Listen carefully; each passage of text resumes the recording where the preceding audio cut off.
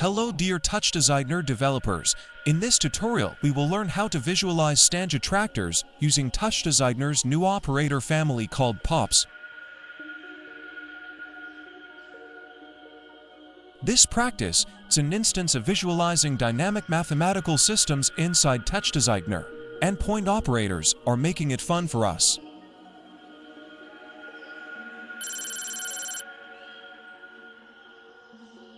Let's create a starting point, a simple shape that will act as a pot for our attractor system.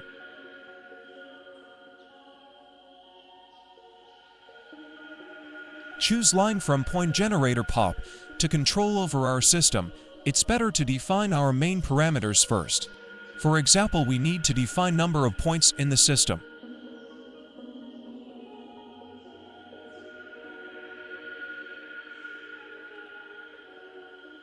Add a null and call it data.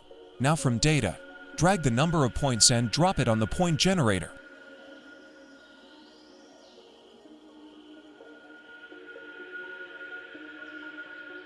Now our base shape is ready, so add a null and name it initial point. Let's head to create the base for our calculations. Feedback loop plays a crucial role in this dynamic system. Actually, we need to calculate where each point might turn out to be in next frame based on the point's current place.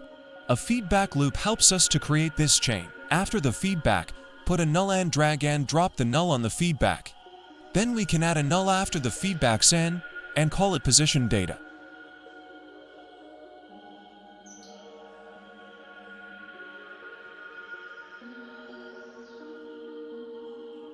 Let's add a GEO to the null and make the pipeline ready to be rendered.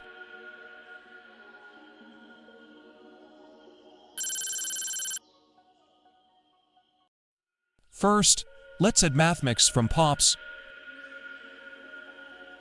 Take a look at the Sprott equation. We have some constant values like a and b.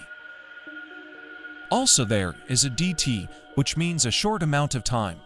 dx means a small amount of moving from our current position. So, dx, dt means how much we will move in that short time. We should add our constant values and time parameter to our data chop.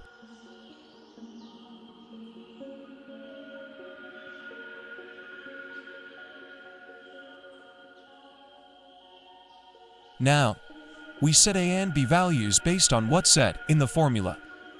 For dt, we use the classic abstime command and divide it to a large number like 10,000 or more. We will change it in future based on the rate of our system evolution. I am using function store SUI Toolkit and it let me to access abstime with a simple shortcut. Take a look at the formula. We have separate equations for each dimension, so we start with x. To recreate the formula easier, I break it into chunks. I prepare each chunk and then combine them with proper mathematical functions. To use our values in data chop inside mathmix, we should first define uniforms for those parameters inside the operator for the future access.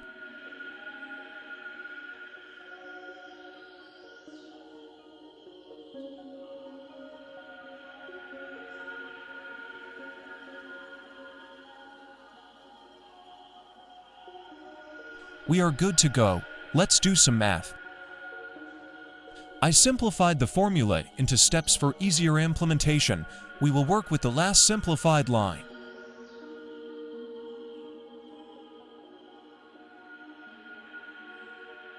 We start with x underscore to chunk.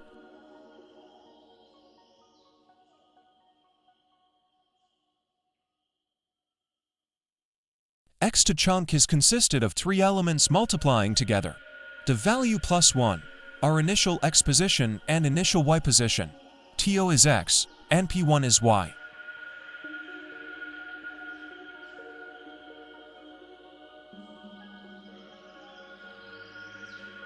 We call the chunk x2.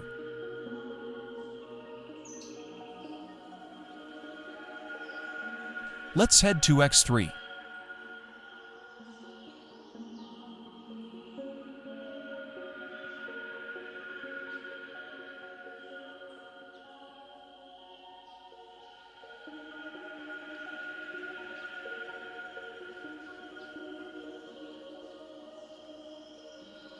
Now we add them all together to find the dx dt.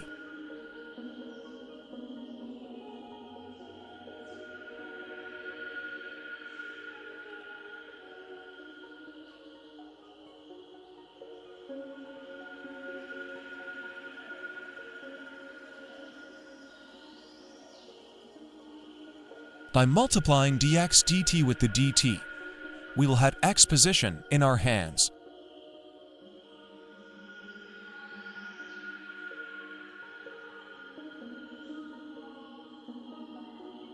Based on the logic we learned, we will recreate y and z blocks too.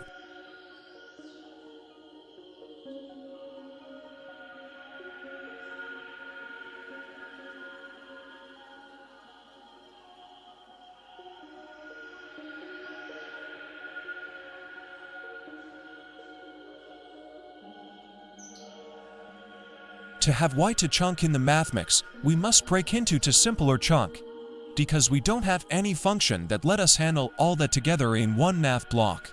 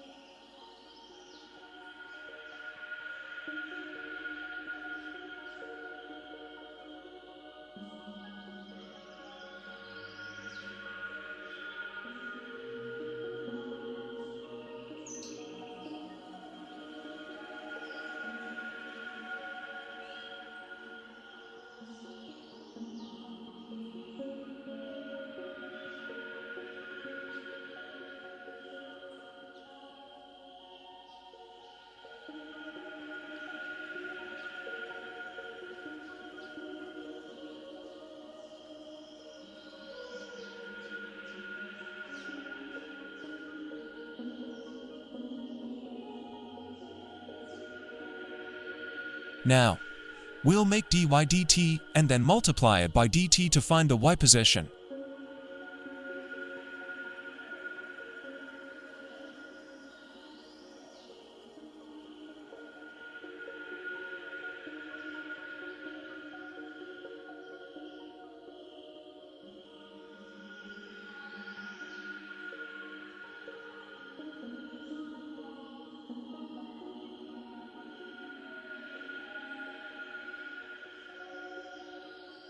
And now, the final z position.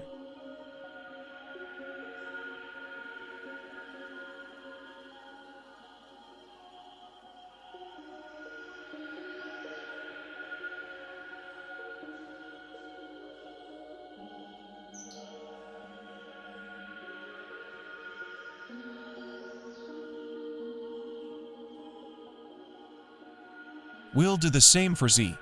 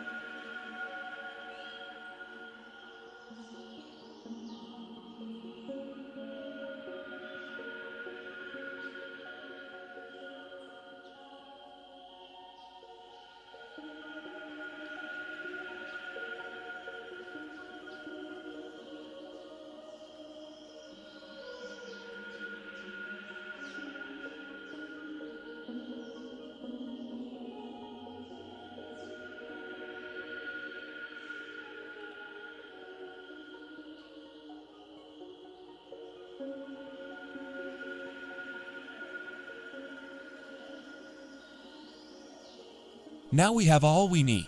To see the formula working, we should set x, y and z to PO, P1 and P2. Pops understand position data in this way like SOP.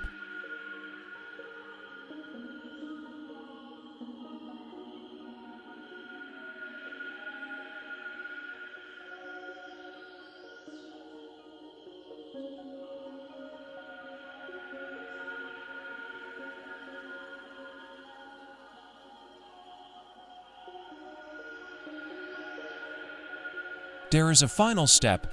I said that this formula give us something like dx, which means the amount and direction we move from our current position. So, to calculate the next step, we need to always add the calculated position to the previous one. Now, we add one more wire from the feedback to our mathmix and add the previously changed data to the new calculated one.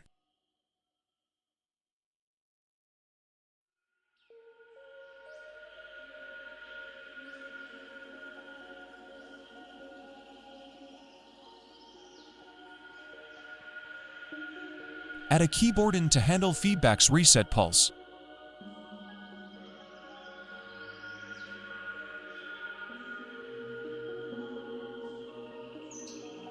Great, it doesn't work. Let's find what I did wrong.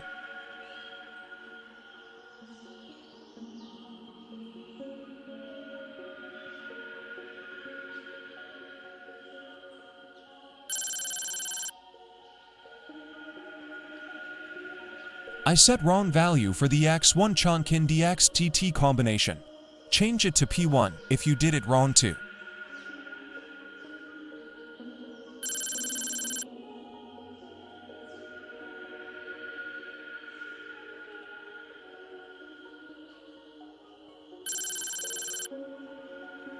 I used wrong function to raise x value to the power of 2.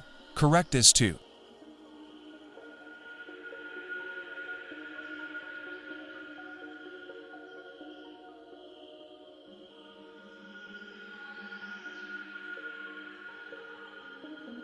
Now, everything works well.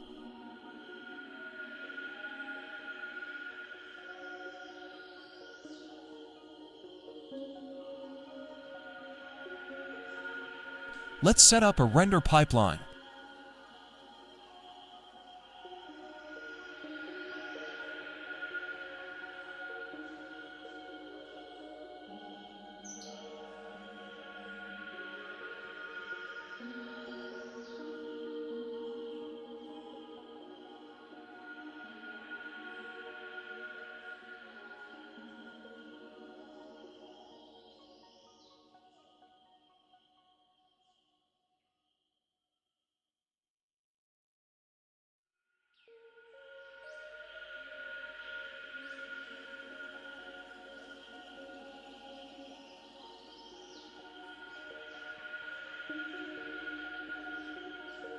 Add a little spice with the proximity pop. This operator helps you draw lines between points within a defined range. Gauge the minimum and maximum distance to see the changes, but be careful while you play with the parameters. I recommend experimenting this operator with a simpler shape with less points.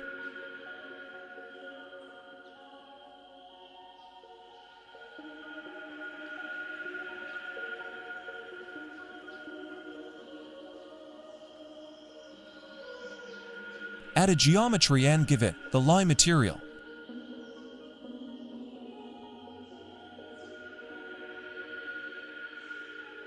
Turn blending mode on to play with lines alpha parameter. Also turn down the width.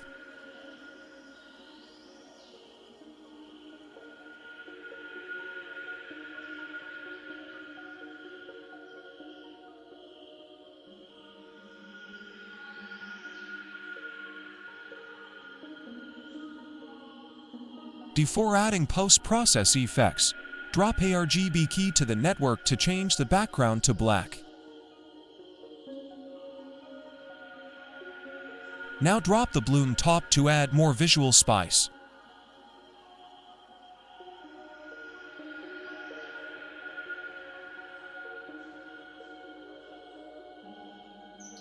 Change pre-black parameter, bloom fill and bloom radius to find your sweet spot.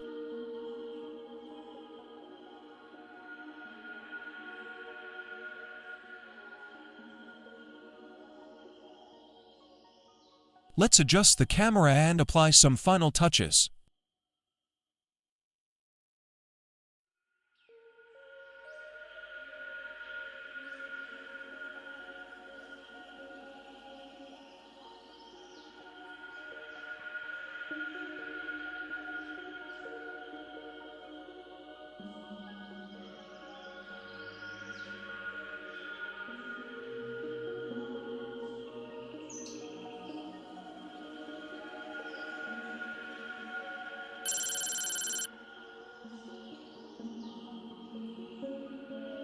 Let's play with the parameters to see how the system behaves.